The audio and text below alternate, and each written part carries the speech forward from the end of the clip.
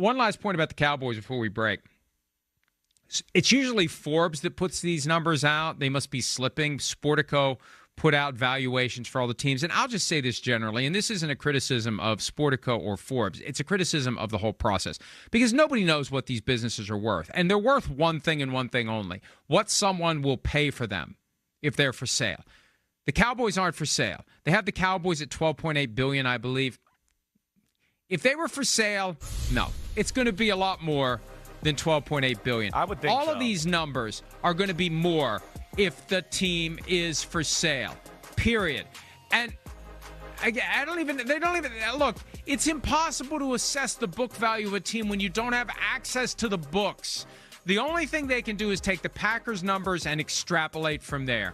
And even then, I don't think they know what these teams are really worth. Right. So, Cowboys 12-8. Look, I heard some talk the other day, and I haven't written this at PFT because I think it may just be kind of idle chatter right now. But because teams can sell off a piece of their equity to private equity firms or other, you can always sell off a piece of the equity to individuals. Now you can also bring private equity companies to the table. There is some talk of the Cowboys maybe slicing a piece of the team off at a valuation, I'm told, that would be north of $15 billion. Yeah. Now, if that's a non-voting interest, north of $15 billion, controlling interest is even more than that. When you buy a piece of a business and you have no say over how the business is run, the valuation is going to be lower than if you're in charge of the business. So if they're selling a minority stake north of 15 valuation, we're looking at 20. I don't know. If the Cowboys were for sale, it's a blank check. Can you imagine the multi-billionaires that would line up to try to buy the Cowboys if the Cowboys were for sale? I'm with you. Yeah, when I saw those numbers, I thought it was a little low, too. I mean, we just saw an NBA team, right? And I'm trying to think off the top of my head here. The Trailblazers. The Trailblazers went for $4 billion yesterday. Yes, right. And there was one even before that, I feel like, in the spring that who was it, Gary? Celtics. 6-1. Celtics. Right. And everybody was blown away by that. You get a few of these billionaires involved in this. I mean, yeah, the Dallas Cowboys are, I would think, somewhere like triple the Celtics in what they are right now. I would think that. And you get them bidding against each other. And like you said, it's a cash cow. It appreciates every year. The money they're bringing in, everything that goes along with it. Yeah, I'm with you. I would think it's, somewhere north of 15 too, Mike.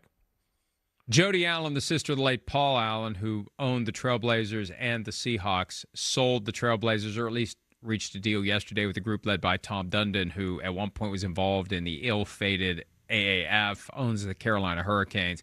$4 billion plus is the number there. Someone called me after we posted the story on it and said, there's a story making the rounds that she wanted 12 for both teams and then decided to break them apart and put the Trailblazers on the market. And if you're going to get 4 for them, you're getting more than 8 for the Seahawks. I would think so. She's going to come out of it with more than 12. Yeah. I think you're at least getting 9, if not 10, for the Seahawks. I think Jeff Bezos, and I have nothing to base this on other than just hunch, and he does have a connection to Seattle.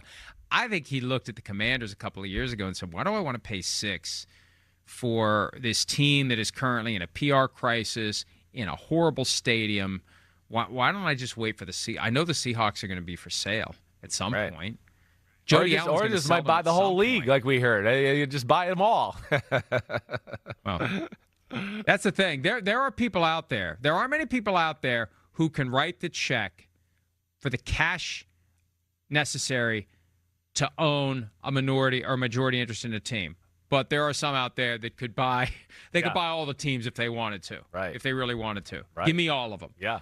Okay, let's take a break. When we return, yet another injury to a Browns quarterback and how it potentially affects the quarterback competition in Cleveland, where yet again the Browns is the Browns. Hi, it's Mike Florio. Thanks for watching PFT on YouTube. Hit subscribe for the latest news and analysis from Pro Football Talk.